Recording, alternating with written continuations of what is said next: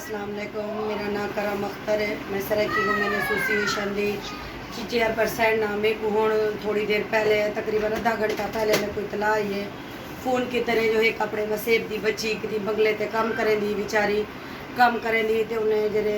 मालिक खान उन्हें दी चोरी थी गई है। ज़रे अफसोसनाक वाक़या जो चोरी थी गई उन्हें दी, लेकिन असा जरी बच्ची है वो गई है सवेरे को कम ते कल चोरी थी है वाला बच्ची आ गई है घर। बच्ची भी उन्हें शायद ना ली जले डगेटी थी है उनको अंदर वाला बंद किते ने बच्ची को उन्हें दे डगेटे ना उन्हें डगेटे दे नाल बच्ची घर वापस आ गई है। बेजाड़े जो बच्ची काम ते गई है उनको सवेरे दा पुलिस दे हवाले कर देते ने। और अफसोसनाक वाक़या देखो, अफसोसनाक हालत देखो जो बेचारी सराइकी वो बच्ची और उनको सवेरे दा पुलिस दे हवाले कर देते ने और उनको ढेग तशद्दुद किते ने और उनको मारिए ने कुटे ने और लेडीज़ पुलिस ना ते पुलिस वाले कुछ आ गए। शर्म दी गाल देखो सारे वास्ते ये बड़ी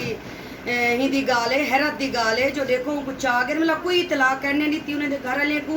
बच्ची दे घर वाले को जो तुम इतला दियो जो भाई ये मामला थी गए या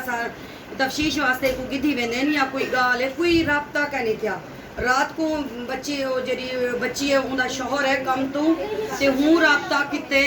ते हूँ जो है आखे जो भाई मेरी बीवी कहनी है ते बला उन्हें फ़ोन किते जो भाई तेरी बीवी को तो सवेरे दा चागन थाने ते थाने ते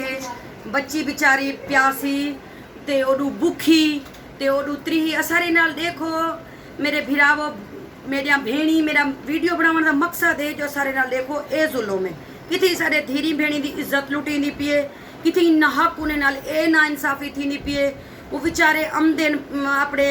वसीब कनू रोज़ी कमावणी थामदन मेरे को हुमले दी मेरे नाल राबता किते ने सराइकी वुमेन की तरफ कनू और मैं हुण उड़ी वेंदी पिया सर सैयद थाने ते